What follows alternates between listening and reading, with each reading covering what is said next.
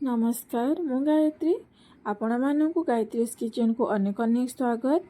आज मु आपण मानकु भेंडी छेचार रेसिपी शेयर करी। ये भेंडी छेचा पखाड़ भात सांगे खाया पे बहुत ही बढ़िया लगे।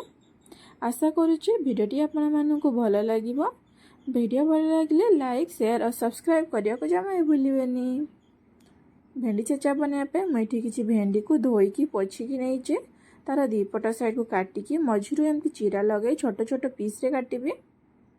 ये मुझे सब भेंडी को काटी देइछि।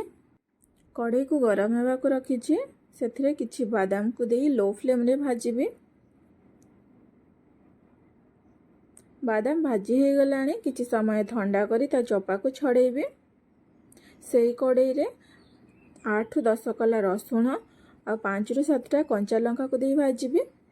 आपण जेतिकी राग खाउछंती से अनुसार लंका देवे।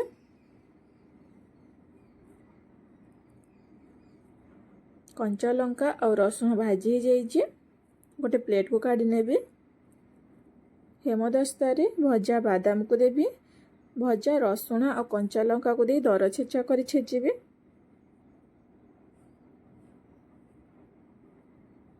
बादाम रसुण और कंचा लंका छेची हो जाइए। गोटे प्लेट को काढ़ी नेबी। गरम कढ़ई रे सोरिष तेल दे गरम होगा को देबी। गोटा जीरा दे फुटण फुटिया पे देबी। फुटण फुटिला परे कटा पियाज को दे पियाज टिके भाजी हेला पर्यंत भाजिबे।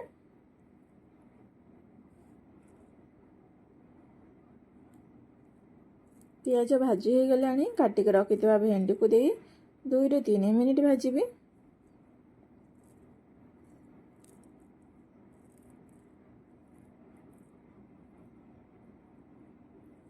भेंडी 2-3 मिनिट भाजिला परे टिके नरम हो जाइछि। सेथिरे गुंड करिक रखिथिबा बादाम छेचा को देबी। स्वाद अनुसार लुण आ हळदी गुंड को देबी।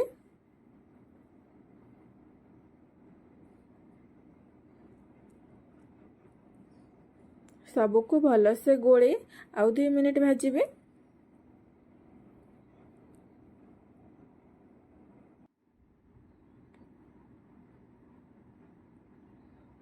2 मिनिट भाजिला परे गोटे मैसर साहाय्य एमती गुंड करिवे।